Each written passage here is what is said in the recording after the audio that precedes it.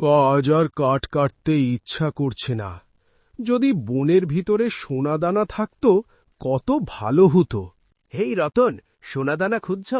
আমার কাছে সোনাদানা নেই, কিন্তু আমার কাছে মগজ আছে। তুমি চাইলে আমি তোমাকে বনের গুপ্তধন দেখাতে পারি। ওরে বাবারে, গাধা কথা বলছে! আমি কি স্বপ্ন দেখছি? আরে ভয় পাস না, আমি এ বনের একমাত্র পণ্ডিত গাধা।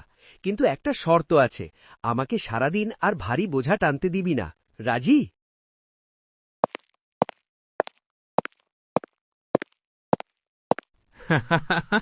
আরে পণ্ডিত ভাই, মানুষের সাথে কোথায় চললে? মানুষের বিশ্বাস নেই কিন্তু। চুপ কর লালি, আমি এই কাঠুরেকে বনের গোপন গুহায় নিয়ে যাচ্ছি। সে আমাকে রাজকীয় সম্মান দেবে বলেছে। আচ্ছা, গোপন গুহা, যেখানে সিংহ রাজা ঘুমায়। বেশ মজা হবে তাহলে। এই যে রতন, ভিতরে ঢোক। এর ভিতরে সব ধনদৌলত লুকানো। আমি বাহিরে পাহারা দিচ্ছি। ঠিক আছে পণ্ডিত, তুই আসলেই মহান। কে রে আমার ঘুমের 12টা বাজাতে এলো এখানে?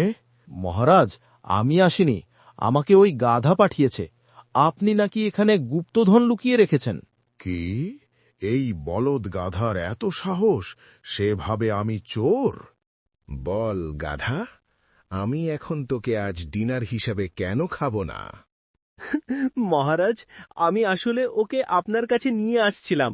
শুনলাম কাঠুরে নাকি ভালো গান গায়, তাই ভাবলাম আপনার বিনোদনের জন্য ওকে উপহার দিই। কি? আমি ভালো গান গাই?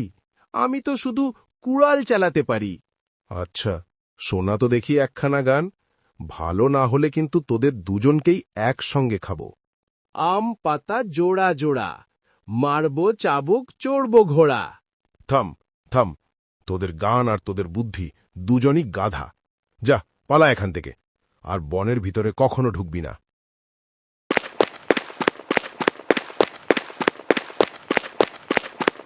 তুই আস্ত একটা গাধা, আর আমি তোর থেকে বড় গাধা। না হলে কি আর তোর কথা শুনে গুপ্তধন খুঁজতে যেতাম? ভুল হয়ে গেছে রতন ভাই। চল, এখন থেকে তুমি কাঠই কাটো আর আমি বোঝাই টানি। বেশি বুদ্ধি দেখাতে গিয়ে প্রাণটাই যাচ্ছিল। দেখেছ তো বন্ধুরা, বেশি বুদ্ধি যার, গলায় দড়ি তার। ভিডিওটি ভালো লাগলে ভিডিওটি লাইক ও চ্যানেলটি সাবস্ক্রাইব করতে ভুলো না বন্ধুরা।